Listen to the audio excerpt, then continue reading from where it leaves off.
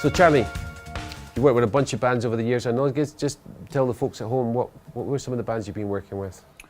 Ooh, all sorts of people.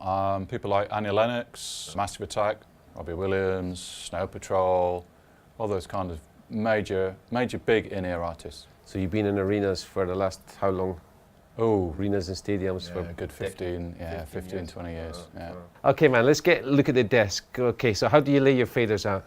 Okay, so I like to keep everything pretty simple, and I kind of work in the same way for most bands, depending on what input and output they've got. So level 1 is on here is all drums. So we've got acoustic drums, digital drums, and then we've got bass and guitars. And we've actually on here we've got some guest guitars as well. Okay.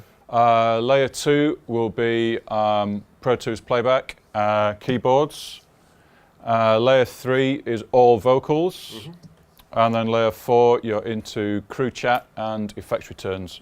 So that way you always know. Yeah, utility stuff. Yeah, everything's in an orderly fashion. So what about the output faders here? Outputs again, we try and keep pretty simple. So aux 1 to 8, which is my default layout, is all core band. Sure. And then anything that spills over 9 upwards is either crew mixes, or we've got some guest vocals here.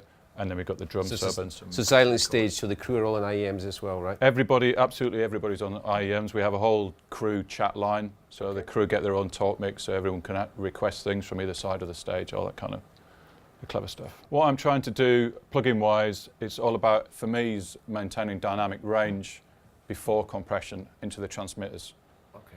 So you want your mix to be as close to 0 dB on the ears transmitters to get gain before noise, but also for bands listening to the music, they want dynamic range. You can't just slam everything with a compressor and everything's flat. They want to feel like they're playing. Can't sound like an MP3, right? No, it's got to feel like a band playing in a room. So that's what we're all about, compression-wise. Cool. Let's dive in on a channel. I don't know. Sure. Let's look at Simon's vocal channel. It's the lead vocal. We've got a mixture of plugins doing different things. So we've got Oxford Dynamics on here. Basically, it's just a tiny little bit of compression, and then we're adding a little bit of a sidechain EQ and some warmth. So we're trying to get an analog feel, vocal compression in there. Okay, and then again, the next one down is trying to do the same thing. Really, we are it's MacDSP's analog tape modeling compressor. So again, it's about adding a little bit of warmth, a little bit of natural distortion to the voice. It's not really doing compression as such. It's all about the algorithm. Just a little bit of tape compression. All a little bit of tape compression, and then after that, and then we're into dynamic EQ. Wow. Okay. So again, some vocals, some vocal styles, when they hit a certain note or a certain range. Yeah. So what are you doing? Are you pulling up some high mid, or how is it? It's just tickling. It's just tickling the high mid. So we got some of the high mid you can see boosted on the EQ. Oh yeah. But when he hits his high mid range, sometimes that becomes too much, and it's too much of a bite. It's too much attack. So you've got if you like a gentle EQ sound for when he's singing softer passages. That's the EQ that he likes on his voice. Yeah.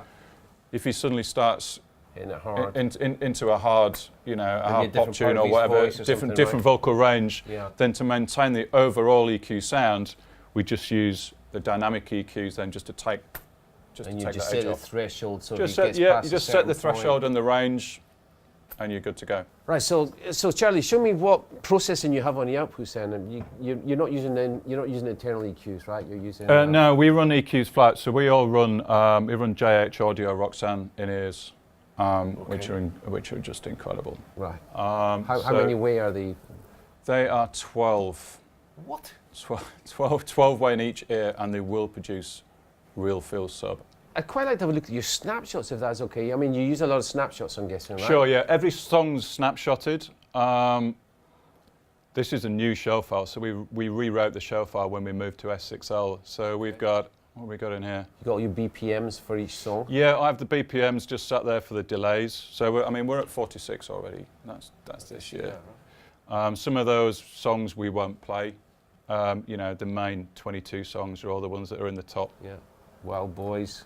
Wild Boys are all there. All the hits are there. You Could Kill. A lot of big hits. And the only time that I would normally run multiple snapshots is if we have medleys or segues. So some of the songs we'll put together a medley of a segue. So some snapshots might be for one song, but it will be a medley of songs, not usually ins and outs or middle or eight. And so what are you scoping in your snapshots? Sends, mutes, EQs. The dynamics don't really change. The plugins change. Plugin recall is usually just reverb times, pre-delays, and delay times. Yeah. Cool.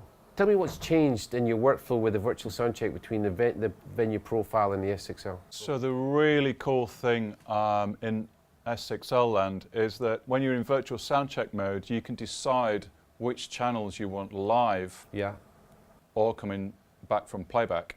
Simultaneously, right? Simultaneously, yeah. So you can punch in any one or any choice of inputs that you want to be live or back from the computer. So as far as the monitor guy goes, that means if you've got a member of the band that either can't turn up to rehearsals for one day, we can play the previous rehearsal back to them, and it's as if we had a full band member, a full complement of artists. Or for example, when we were in production rehearsals for the last UK tour, the guitarist wanted a lot of very fine tweaks, which he couldn't communicate to me while the rest of the band were there. Too much background noise, too much background stuff noise. going on. Everybody's got all their hands and feet, hands and feet busy. So rather than holding another 8 musicians back for another 2 hours while we ran, another run through, we gave us the ability to send everybody else home, and then me and him just sat next to the monitor board. We played the rest of the band